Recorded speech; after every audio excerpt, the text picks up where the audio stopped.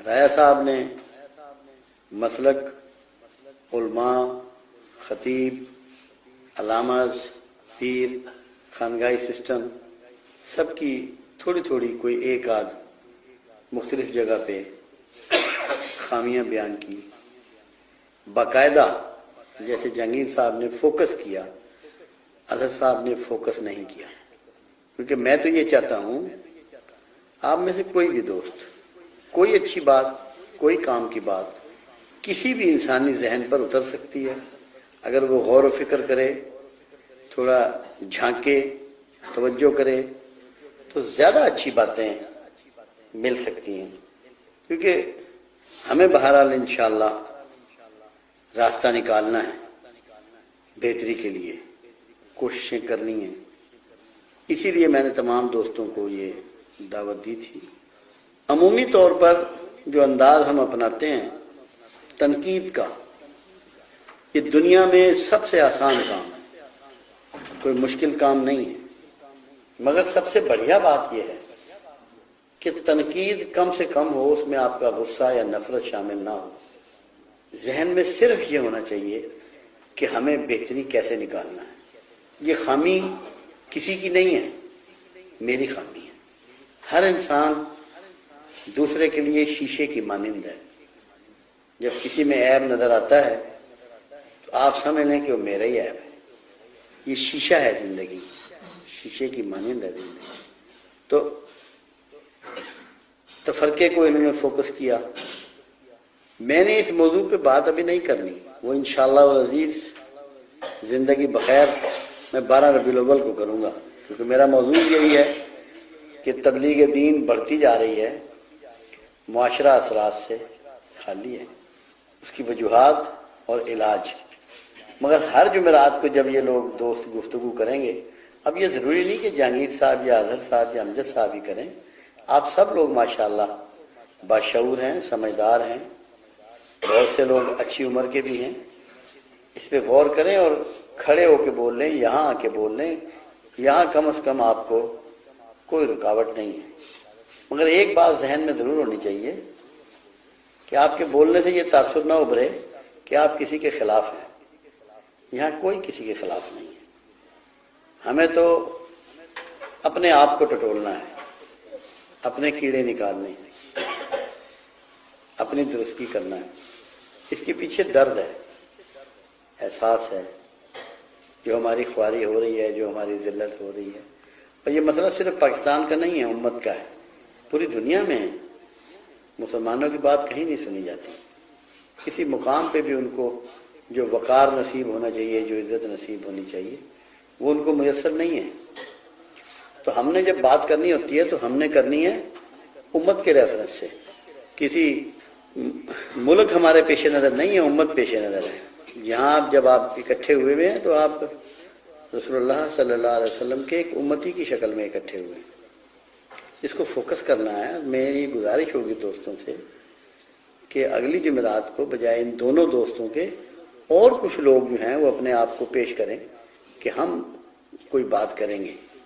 کوئی دوست ہے جو یہ کہے کہ میں بات کروں گا، تاکہ پھر یہ پتہ ہو کہ وہ بات کرنا چاہتے ہیں. کوئی دوست دیکھا. اب یہ ایک سجاد صاحب نے ہاتھ کیے، اگلے جمعرات کو ایک سجاد صاحب بات کریں گے. اور کوئی امجد صاحب آپ بھی بولیں گے، ایک امجد صاحب ہو جائیں گے. اگلی جمعرات کے لیے بھی کوئی دوست.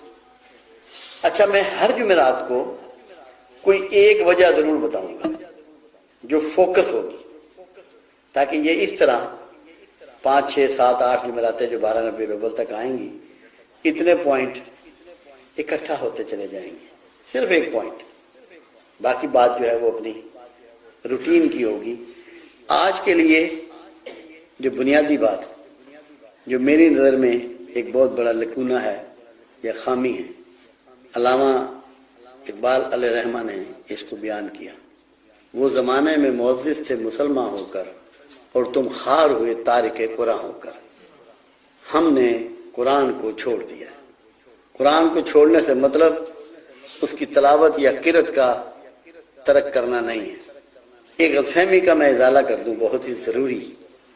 ہم لوگ ذکر کرتے ہیں تلاوت قرآن کا، حالانکہ ہم لوگ اپنے گھروں میں، اپنے مدرسوں میں، اپنے اداروں میں قرأت قرآن کرتے ہیں. ہم قرآن کے قاری ہیں، قرآن کو پڑھتے ہیں، تلاوت نہیں کرتے. تلاوت کا مطلب ہوتا ہے پیچھے پیچھے آنا.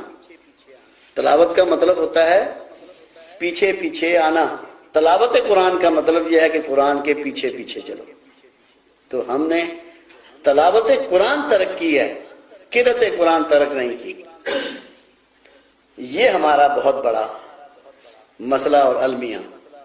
میں نے کہا ایک پوائنٹ آپ کو میں بتا دوں، اگلی جمعرات کو کوئی دوسرا پوائنٹ انشاءاللہ آپ کو بتاؤں گا. ابو سفیان روم گئے، قیصر روم کے دربار میں گئے. جب ملاقات ہوئی تو ذکر کیا ابو سفیان نے کہ ہمارے ملک میں، مکہ میں ایک شخص اٹھا ہے اور وہ یہ کہتا ہے کہ میں اللہ کا نبی ہوں، رسول ہوں. ہم اس کی وجہ سے بہت پریشان ہیں آج کل. وہ ہمارے آباء و اجداد جن خداؤں کو پوچھتے تھے، اس نے لفظ بت نہیں استعمال کیا، وہ ان کی نفی کرتا ہے، وہ ایک خدا کی بات کرتا ہے. ابو سفیان کو قیصر روم نے کچھ سوالات کیے. جو پہلا سوال تھا وہ کیا تھا کہ جو شخص یہ دعویٰ کر رہا ہے کہ میں اللہ کا رسول ہوں، کیا اس نے کبھی جھوٹ بولا ہے؟ ابو سفیان کو قیصر روم کے حضور یہ بتانا پڑا کہ اس شخص نے زندگی میں کبھی جھوٹ نہیں بولا. اس شخص نے زندگی میں کبھی جھوٹ نہیں بولا.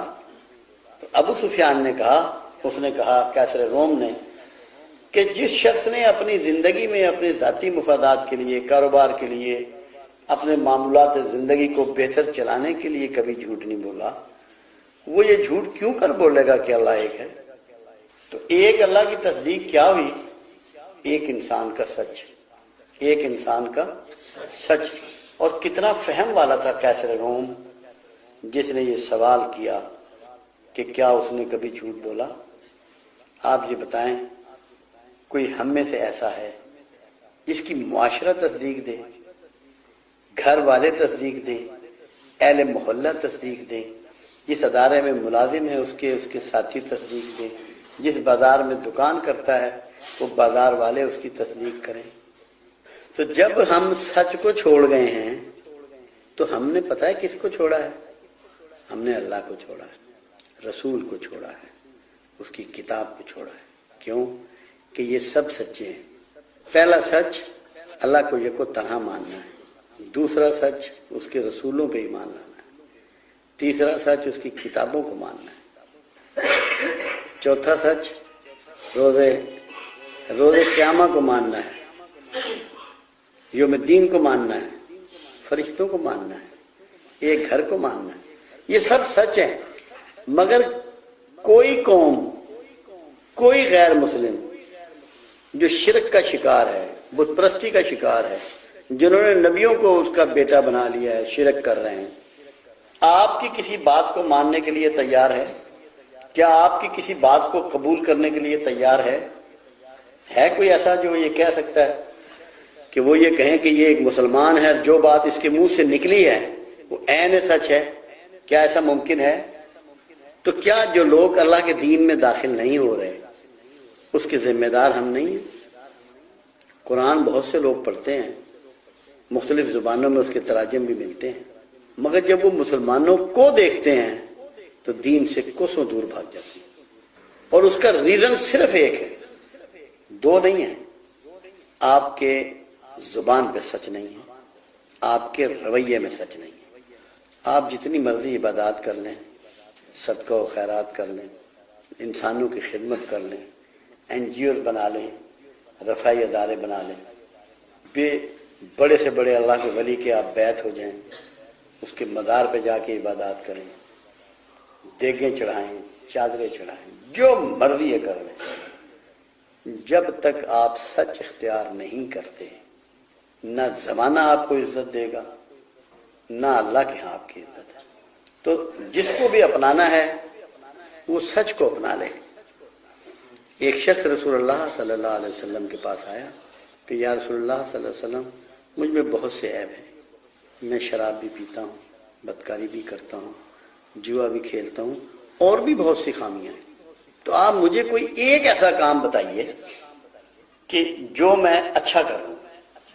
تو آپ مسکرائے اور آپ نے فرمایا صرف ایک کام کر لو کہ تم مجھ سے اور اللہ سے یہ وعدہ کرو آج کہ آج کے بعد جھوٹ نہیں بولوں گا. بہت تھوڑے عرصے میں اس کی تمام برائیاں ختم ہو گئی. جس طرح جو طبیب ہیں یا ڈاکٹر ہیں یا ہومیوپیتھ ہیں یا علاج سے وابستہ جو لوگ بھی ہیں, وہ کہتے ہیں کہ قبض ام الامراض ہے, امراض کی ماں ہے, قبض ام الامراض ہے. ایسے ہی جو روحانیت ہے, اخلاق ہے, ایمان ہے, اخلاص ہے, عمل صالح ہے, اس کا دشمن اور وہاں جو ام الامراض ہے وہ جھوٹ ہے. آپ یہاں آئیں, کسی اور دینی درسگاہ میں جائیں, خوبصورت کتابیں پڑھیں, احادیث کا مطالعہ کریں, قرآن کا مطالعہ کریں, باخدا آپ کو کچھ ملنے والا نہیں ہے جب تک کہ آپ جھوٹ نہیں چھوڑتے. اللہ کے حبیب صلی اللہ علیہ وسلم کا ایک واضح فرمان ہے. پوچھا گیا یا رسول اللہ صلی اللہ علیہ وسلم منافق کون ہے؟ آپ نے فرمایا بات کرے تو جھوٹ بولے, وعدہ کرے تو پورا نہ کرے, امانت دی جائے تو خیانت کرے. اب مجھے یہ بتائیے یہ جو تینوں خامیاں ہیں, کیا تینوں میں صرف جھوٹ نہیں ہے؟ بات کی جھوٹ بول دیا, کمٹمنٹ کی آنر نہیں کیا وہ بھی جھوٹ, امانت دی گئی اس میں خیانت کر لی وہ بھی جھوٹ, یہ ضائع ہو گئی یا کچھ اور ایسی اس کے لیے لیم ایکسکیوزز جو ہیں وہ انہوں نے کھڑے ہوں گے. یہ منافق کی نشانی ہے. اور منافق کا درجہ کیا ہے کہ اللہ اس حبیب کو, اللہ اپنے اس حبیب کو جس کا نام اس نے رحمت للعالمین رکھا ہے, جس کو سارے جہانوں کے لیے رحمت بنایا ہے, اس کو یہ کہہ رہا ہے مالک اگر تو منافقین کے لیے 70 بار بھی استغفار کرے گا تو قبول نہ کروں گا. پروردگار عالم نے مشرکین کے لیے یہ بات اپنے رسول کو نہیں کہی, مشرکین کے لیے یہ نہیں کہی. کیوں؟ مشرک ننگا دشمن ہے, مشرک ننگا دشمن ہے, اور منافق آستین میں چھپائے ہوئے خنجر والا دشمن ہے. آپ کے اندر کا دشمن ہے. اندر کا دشمن یقیناً باہر کے دشمن سے بہت زیادہ خطرناک ہوتا ہے. کیوں بھائی صاحب, کیوں پریشان ہو؟ اچھا ٹیلی فون کر انہوں نے, روٹیاں آ گئی ہیں. تو منافق کیسا دشمن ہے؟ جو آپ کے اندر رہتا ہے, اندر کا دشمن